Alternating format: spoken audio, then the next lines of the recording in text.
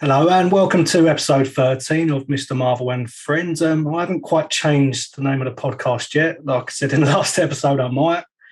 Got a few things maybe in the pipeline. But this episode is going to be about the Siege of Paris mainly. And today we have Lokuzt returning again.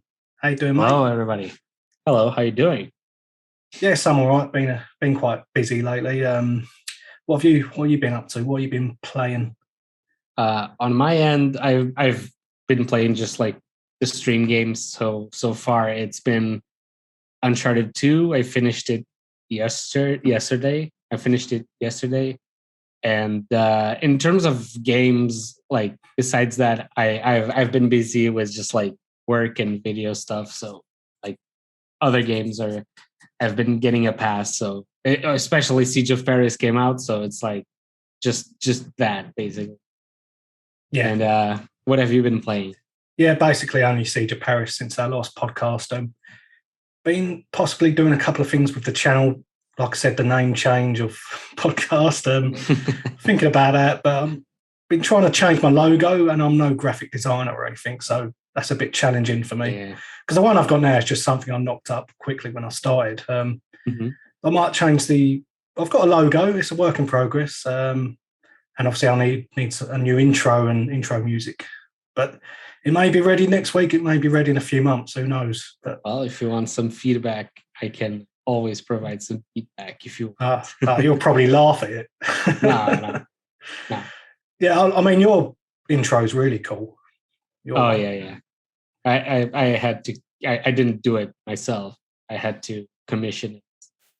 But yeah, it was pretty cool because I was like looking like for designers and like watching, like seeing their work, and it was like I must have watched like 100 intros and like works from a lot of designers until I found one that was like so specific that I was like, this might actually be something. And then I just described the idea and the guy delivered, and pretty cool. Oh, brilliant. And it wasn't like too expensive too. It was like really cool deal. So nice, yeah, worth it, worth every penny, however much it was. But let's get into the main topic of discussion, which is a recap on the Siege of Paris DLC for Assassin's Creed Valhalla. So first of all, what was you expecting from it? I know we sort of touched on this in the last episode, but what was your feelings before the DLC came out? Well, I was actually expecting, Wrath of the Druids, let's say, kind of like brought my expectations down for the DLCs, because I had completely different expectations of what the DLCs were going to be. And I don't know if it like was the whole turmoil inside Ubisoft that completely changed the plans. But I had completely different expectations. Wrath of the Druids brought them down, and I kind of had like tempered expectations for the Siege of Paris, and they were kind of met. But then I also got a little bit disappointed about not having any connection to. It's just a standalone story for Eivor, and I felt like it was just such a it's just a lost opportunity. Like Paris is like such a hallmark for the franchise, especially because of Unity, and they're not utilizing it was like a big yikes for me.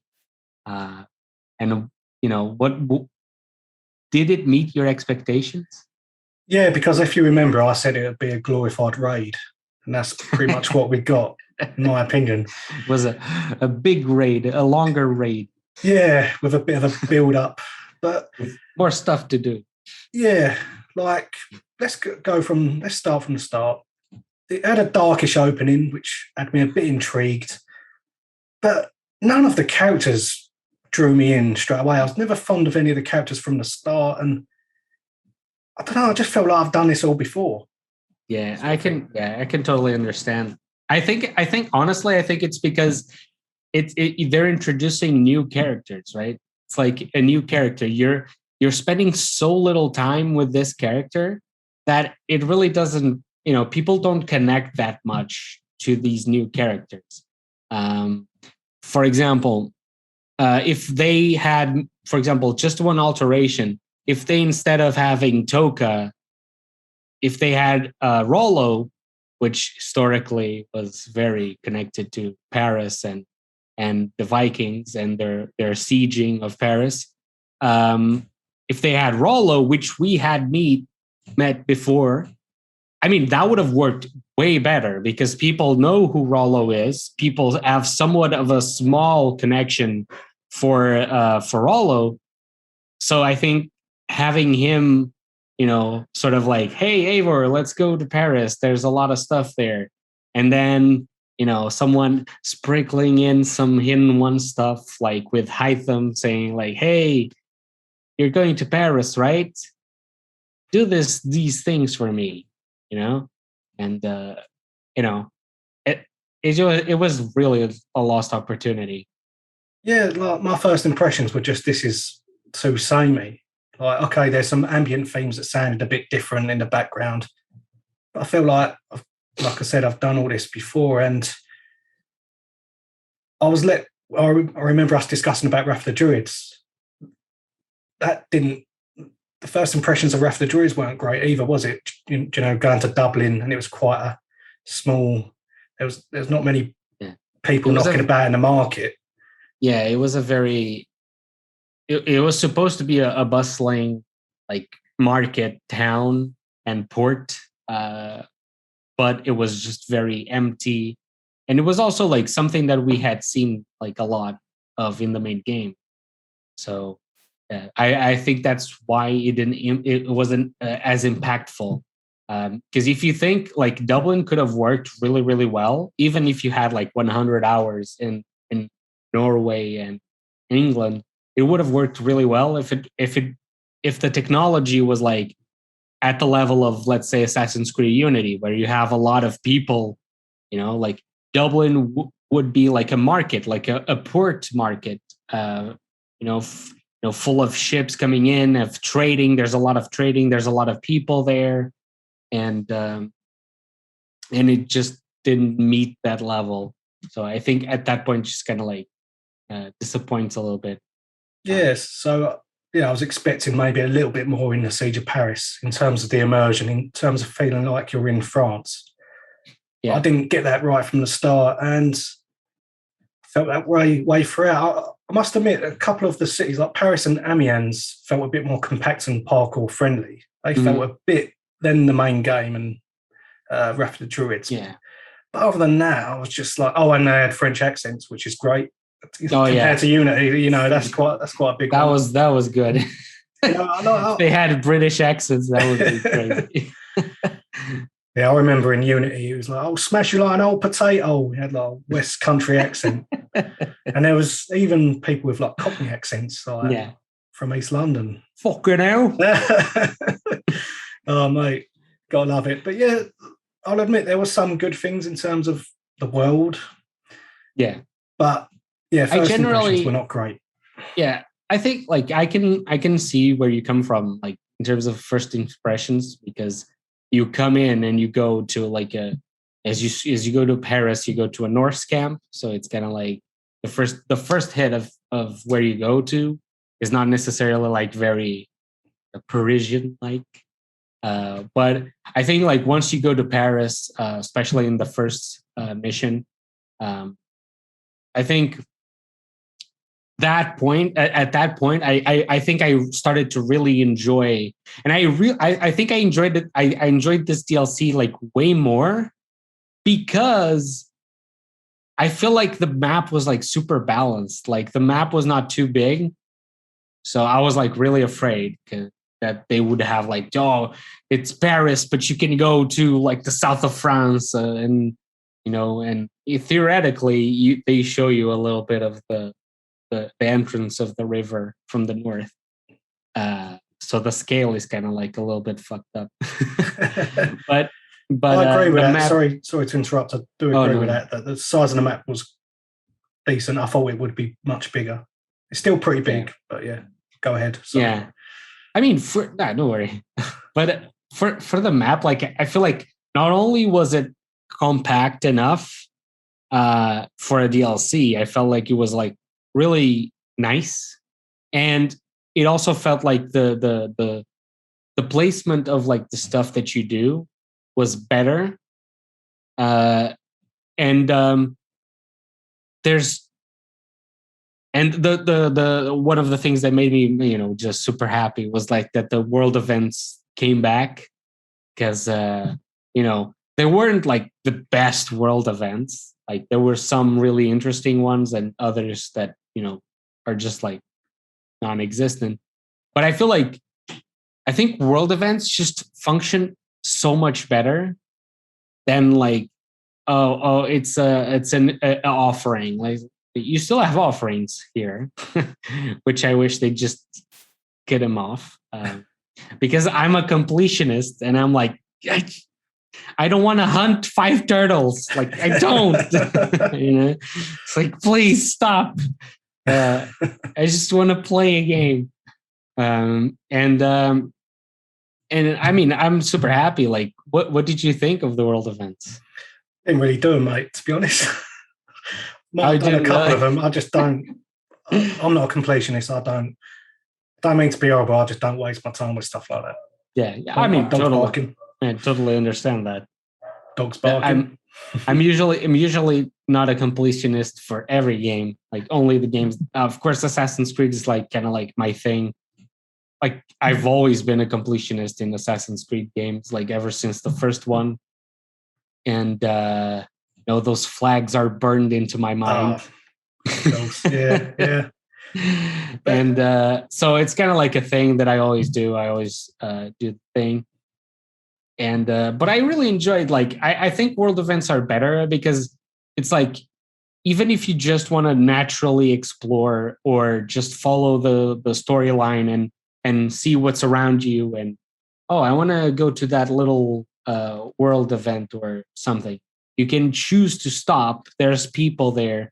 They are not as developed as, let's say, Red Dead Redemption 2, which those like are way better. But here, they're kind of like little stories. They sometimes talk a little bit about some little story on a French folklore that, like, you can then go search and figure out a little bit more of history. I think like one really interesting thing that they could do with world events, maybe in another DLC, is, if they're going to do a DLC that tells about some story or folklore story of that region, they could add then like a connection to that world event to the database, so that you can immediately check like what story is that about. Okay. Yeah. And for example, like the first world event that at least I got was the Ulfbert sword. The Ulfbert swords are very, very famous from that time. And Eivor is like, they're made of crucible steel and stuff like that. And it's like, see, like this is like the perfect thing for world events that, Wrath of the Druids sadly missed. And they could have told a lot of cool stories about Irish folklore and Irish legends, kind of like mixed in with the world events, instead of the offerings and the cairns. Because I think here it was way more balanced, because there was less cairns and there was less offerings and there was more like enjoyable content. Fair enough. So safe to say you quite like the world then. What I would say is I don't think this needed to be open world. We'll get onto the black box missions in a bit. Because looks like we're going to get more open world DLCs with the Odin one. We've just had Wrath of the Druids. And I count Asgard and Jotunheim as like DLCs as well. So they're separate worlds, really. So we're getting all these open worlds. Why not make something a bit different? Like, it doesn't have to be open world. I understand what you're saying, but I feel like there's a bigger problem there, in the sense that it's just not the engine is just not capable of doing that. I think that for them to like do such a big change like that, it would take just too much time and like extra engine work. Because I'm speaking, of course, without any experience on what they have on on Ubisoft's side, but I can imagine that they can't really do like a linear they would have to create like animus boundaries. Like, for example, like the memory can only synchronize to that point, so you can only follow. Like you can't go and you hit the animus boundaries.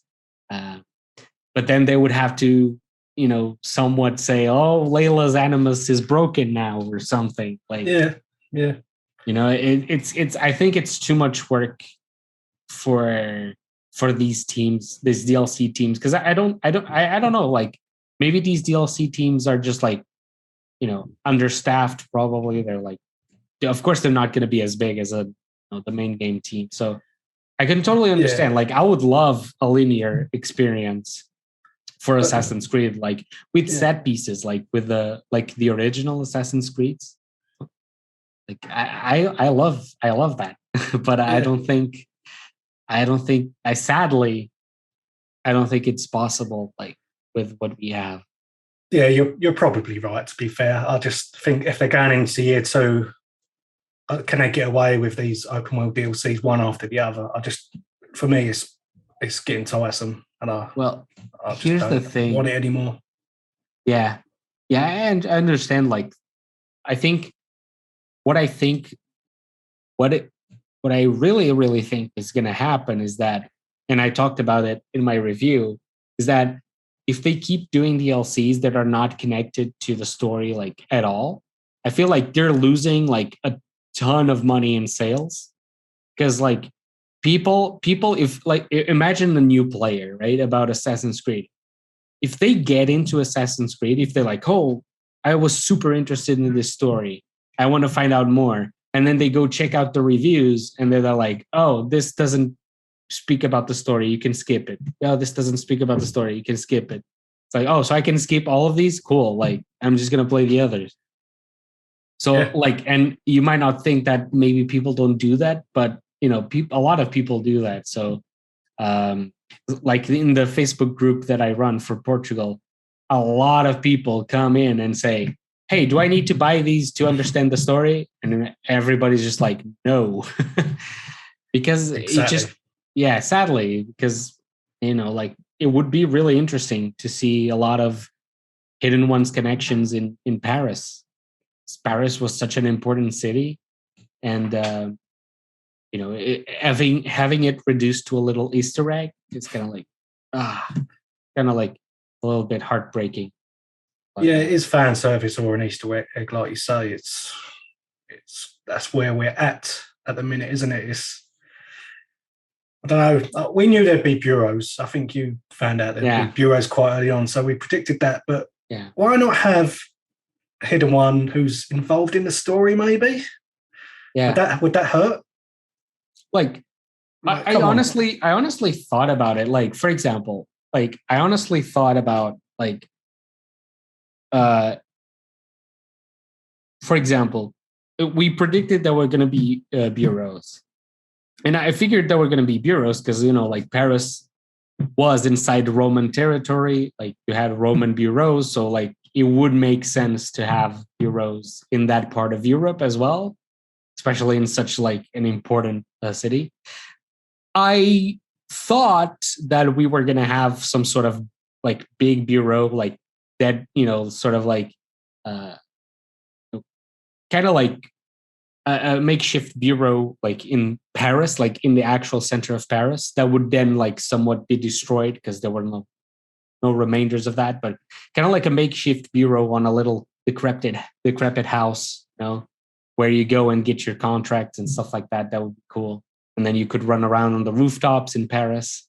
That would be cool. But when I saw Pierre, I was like, oh, maybe this guy is going to be the contact. Because he kind of like, when I first saw him, I was like, hey, this guy has like an assassin touch to him. But because like I didn't see Haytham on the party at the beginning, I was like, I started to lose a little bit of hope for that, because if Haytham is not going to appear, because it would, to me, it would make sense to have Haytham come in, introduce Pierre as like a hidden one agent in Paris, and have somewhat of a connection to what Alfred was building in that part of the region, starting to build up the Templars and kind of having like somewhat like a Templar domination, right?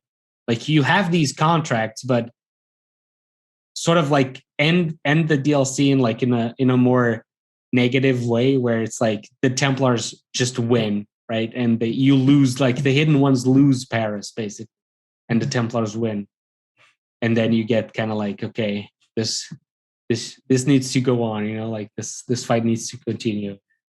It's just an idea, but there was like there's a lot of places this can go and so much potential. But yeah. I don't know if they just canned it, because from the beginning it kind of looked like they, like from the first photos, like little art that they showed for the Siege of Paris, it kind of looked like it was going to be more assassin focused. Do you remember like those photos? I think so. Yeah, I think I do remember. Yeah. It's just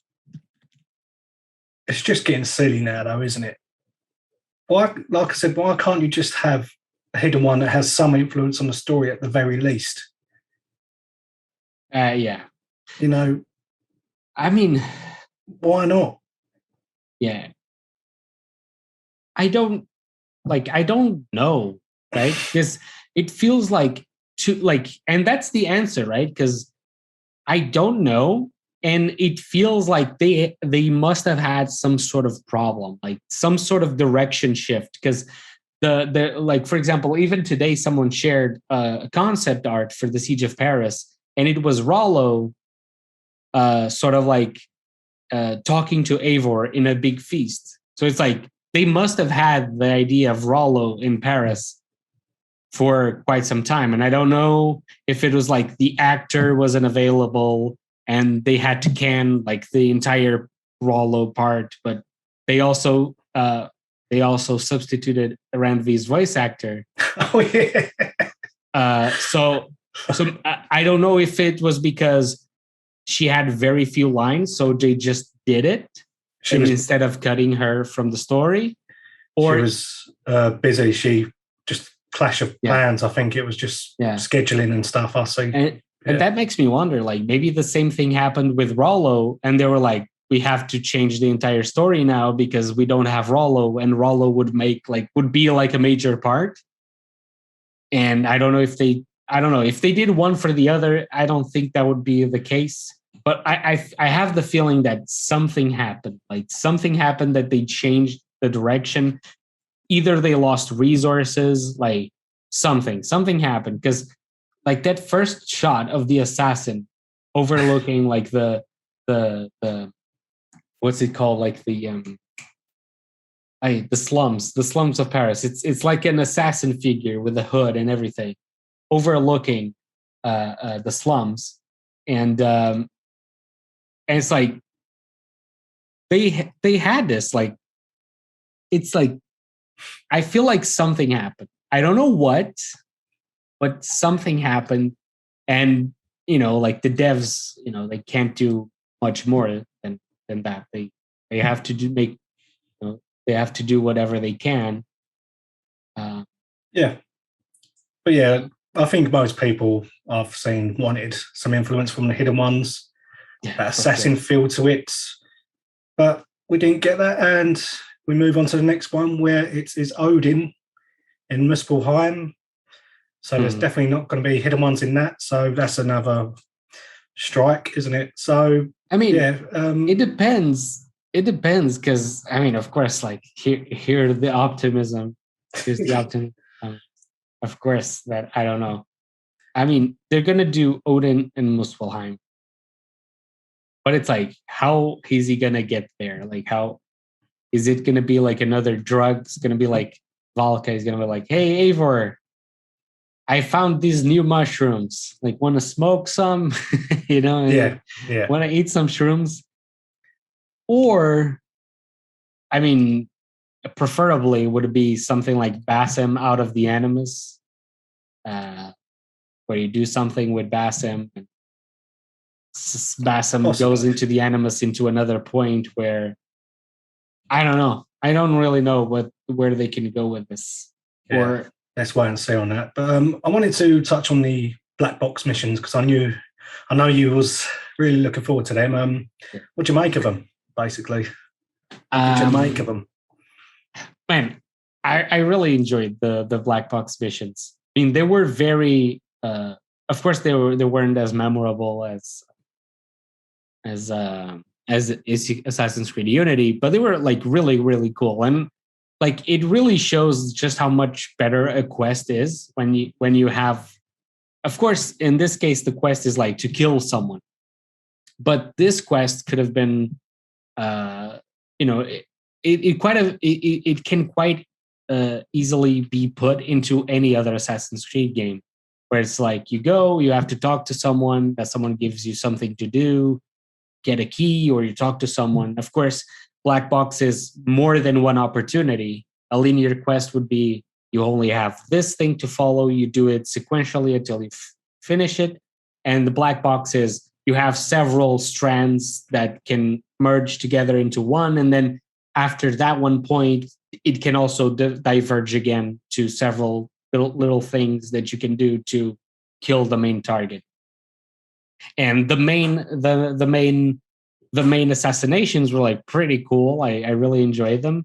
And I really hope they are here to stay, even though I don't think to stay.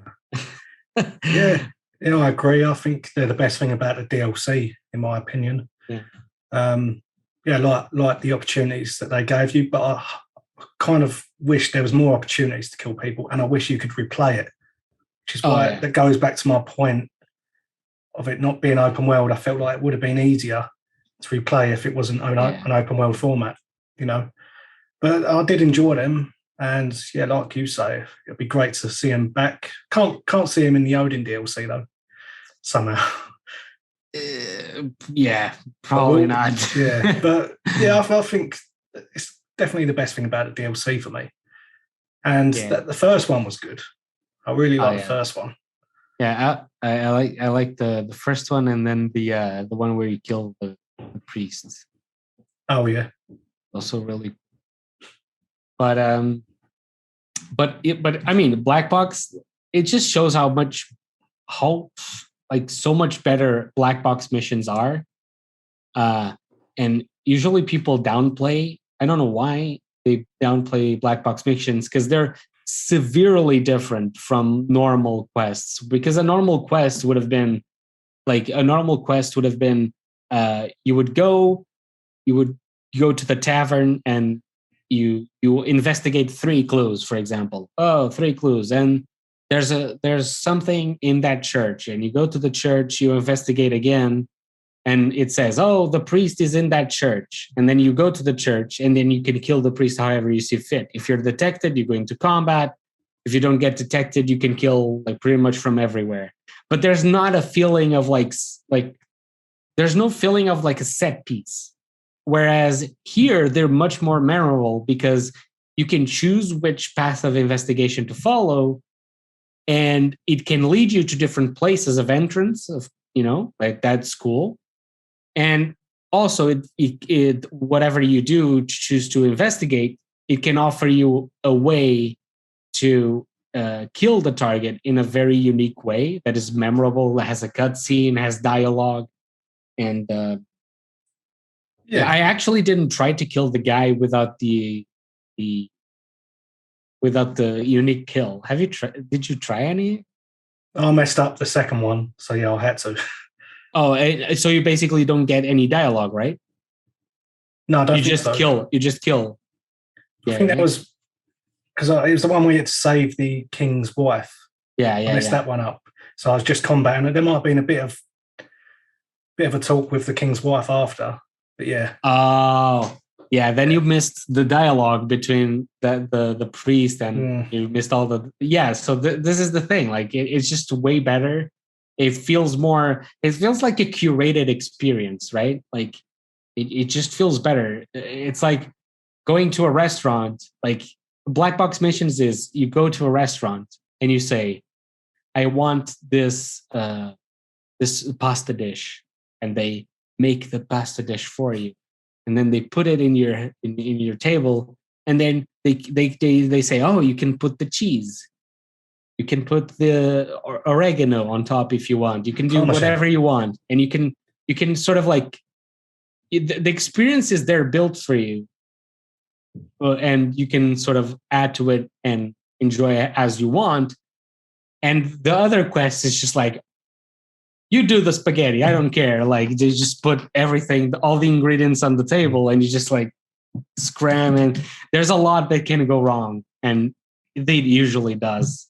Like, I think I had like in Assassin's Creed Valhalla, the main game, I had like maybe 5 main targets. Like, there's just a little bug, and boom, the target gets me, and I can't replay it. I can't, and it's just like, oh, I assassinated the target that I had to fight for some minutes, and now I have to confirm the kill, and then the cutscene plays, and it's like, it just doesn't feel, it doesn't feel good.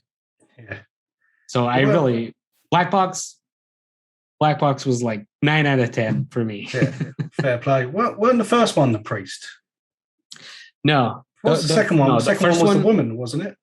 Yeah, the second one was that, but she was a priest. Was she? Oh, I don't know. Yeah, she was a priest, and like, the first one was like kind of like a bishop. Oh, okay. Whatever. Okay. And like the second, she was a priest, and then there was another bishop, I think, where, I think it was a bishop as well. Is he the one that came back to life?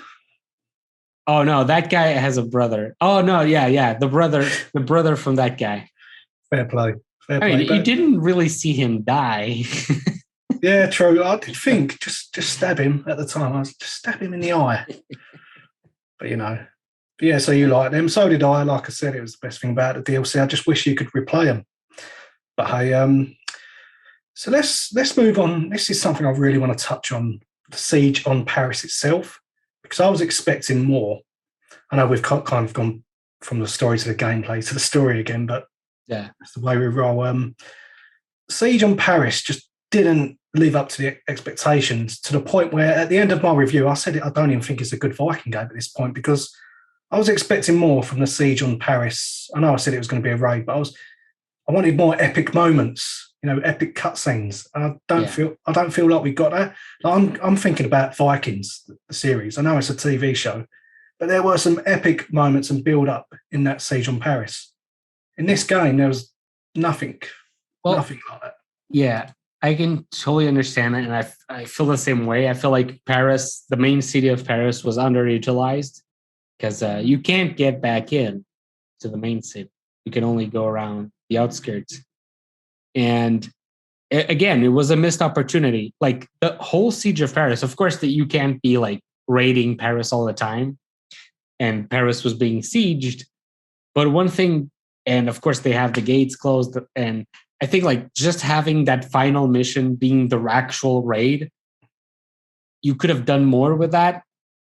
Kind of like the Shadow of War things, where you're gonna have to conquer specific set points of the city to then, like, you could have like surrounded the Count Odo's forces, and all of that stuff, and then have the main thing there.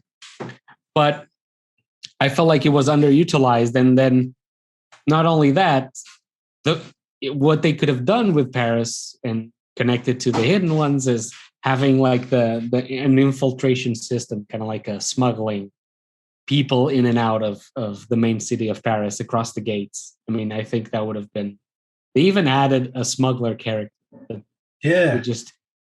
This is why I think like something like, I think they changed their plans. Like, something happened, and they're like, shit, like all of our plans have changed, because you have the smuggler character, but there's no smuggling. And by the way, smuggling was rumored to be in Wrath of the Druids, but it made much more sense for Siege of Paris. So I think at some point there was going to be smuggling in and out of the main city of Paris by a smuggler, and you had that smuggler.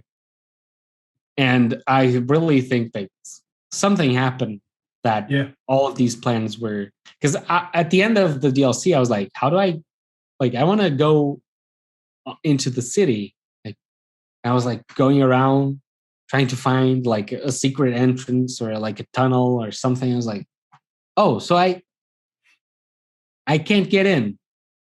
I think we all did. I was like, okay. It's like, this is the Siege of Paris. I want to go to Paris. I don't want to sit on the outskirts. Yeah. And that was a bit disappointing. So you sort of agree with me, the Siege on Paris itself just was lacking, like I said, you've watched the Vikings series, haven't you? Well. I just remember those episodes. I was in awe of it. Just couldn't wait. Like the build up to it, the sort of the shouting and chanting they was doing before it. Oh my God, I just wanted something like that. But instead, it was just, Yeah, I think it's because with these open world, it's sort of like cheaper to make. I think Ubisoft is one of the reasons why Ubisoft is just doing like these open world kind of like sandboxy games. It's because they're much cheaper to make. Like you just have of course have to develop the engine, but then you just have people build the experience, and like there's never like any like sort of set piece. Like for example, I can think of set pieces like sort of like the assassination set pieces, just like assassinating in Assassin's Creed 2 with Leonardo's flying machine. Like that's a really cool. There are many, of course, many set pieces in the franchise, and I can totally imagine for Valhalla set pieces like shield walls, having like a shield wall to storm the gate. But I don't know. I feel like they're just going for the cheap route. And of course, I mean, the devs are not to blame for this because they probably want to make a different experience and stuff like that. But I think it's just the higher ups are like, no, let's make this cheap. This is going to sell like hotcakes. So the cheaper it gets, the more profit we make. So I think, I think it was kind of like a situation like that. I agree with that, and I thought it was a bit of a letdown. So, what would you give it, the DLC itself, out of 10? Well, I think I don't remember what did I give to the Wrath of the Dreads. I don't know. You gave it a 6, then I gave it a 7, but I was treating it as an isolated DLC. Okay. I would rate it as a 2 or 3 Wrath of the Druids for an Assassin's Creed DLC. Well, I give it a 6. So I think, in all fairness, I think the Siege of Paris. I mean, I'm going to give it an 8 as an isolated DLC. I'm going to give it an 8 because, like, the black box missions are just really good, and it just feels more balanced and overall more of a curated experience. Overall, the quests and the story feels more like they're trying to engage the player and actually give like a curated experience to the player, and not just figure it out yourself and you have whatever experience, whatever you want. Like I think that's usually a very lazy approach. So I really enjoyed that. Here it's more, and thank God that they didn't have any of Order of the Ancient stuff, like. Because one of the things that really pissed me off in Wrath of the Druids was, you need to progress the story. So you need to kill these 3 druids. And so basically for each 3 druid, you have to find 3 clues that you always have to bring up the map. Like you can't like put a waypoint to these places. You actually have to open up the menu, go, what's the name of the town? It's this. Let me look on the map where it is. It's here. Place waypoint. Go. Menu again. And it's like, it's so annoying. It's just like it's having to open and close menus is just one of my biggest pet peeves of all the time. And here I didn't need to do that. I played like 3 hours in a row with just opening the map to check things. And it's like, that is how I think a game should be, not just constantly opening stuff. So I think to me it's an 8. And the Wrath of the Druids, I mean, maybe I would bump Wrath of the Druids down to a 5. Now that it just pisses me off. So it's a 5 now. Yeah, 5 now. Yeah, fair enough. And to me, it's an 8.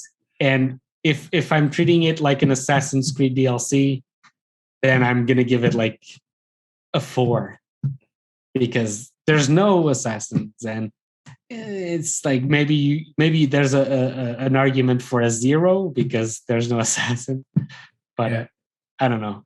What are you gonna rate it as? As an isolated, I'll do the same as you. As an isolated DLC, I would give it a 5. I do appreciate the black box missions and that, but the story was so boring.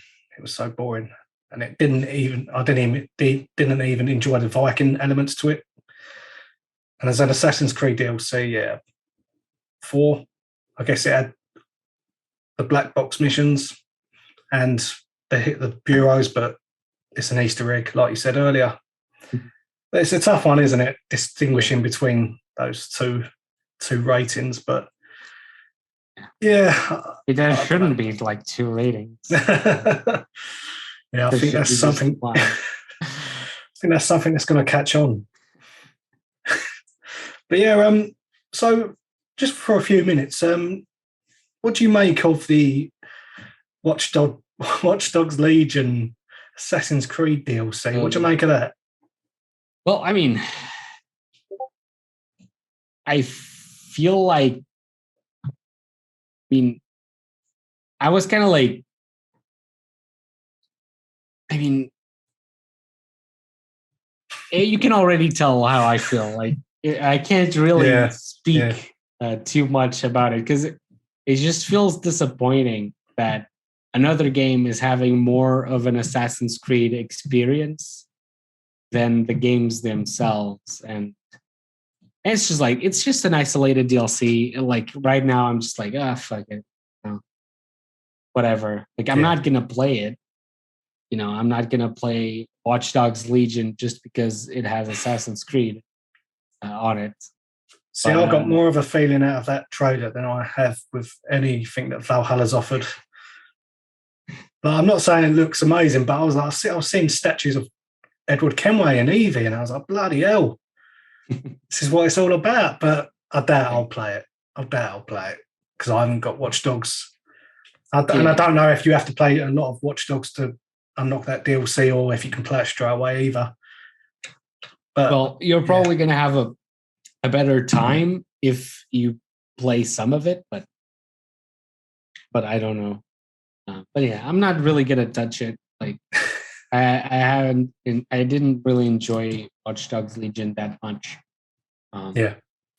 It has some pretty cool stealth elements. Like, I'm not gonna lie, it has some pretty cool stealth elements, and I did enjoy some of the missions, but it's just a very repetitive game, and it kind of like, if the repetitive games are starting to, like, they're really heavy, and even like, one thing that right now, like, I don't have as much time as I used to have to play video games. I may have like maybe 2 hours a day if I want to, like if I'm not working on a video or working. And it's like, I feel like repetitive games, like, I don't feel like a very big sense of progression. Usually they have like a little bit of a stop for the story so that you don't like do the story too quick. And, like, the repetitive games kind of like tire me out really, really hard. And more linear games are just more easy for me, because you kind of feel like the progression as you go along. So exactly. It kind of like it feedbacks to me like much better. So fair play. Well, just a short one today. I thought, thanks for coming on at short notice as well, because I only asked you today. It was meant to do it in a few days, but I thought, let's get it done today so we can get out as soon as possible. Yeah. Appreciate you coming on, mate. Yeah. It would have been sooner, But I was only able to finish the review on like Monday. Like Monday, I was able to record on Sunday, and I edited just a little bit on Sunday, and then I had to do like 90% of the review on Monday. Yeah, that's fair enough. It's like it's crazy. Yeah, man. Getting a review out is, you feel under pressure, don't you? Yeah. Whatever time you got the game. But yeah, I think we'll finish it off there, mate. I'm not sure how long that was, about 40 minutes, maybe. But yeah, around maybe 50. Fair play. So yeah, people know where to find you, of course. Yeah, links below. You guys know. But yeah, other than that, I think that was a decent discussion. I thought we covered a few bases in the DLC. I think we pretty much covered almost everything. Yeah, I mean, we didn't go through all the characters, but like they were boring anyway. Not really memorable, were they? Yeah, I think doing like deep analysis on characters that are going to appear one time is just not worth it. Yeah, no need. But yeah, I think we'll sign off then. Thanks for coming on, mate. Don't forget to like and subscribe. A pleasure. Thank you. Don't forget to subscribe to Lokuzt and to like and subscribe to this video. And I will see you very soon. See ya. Hey, everyone.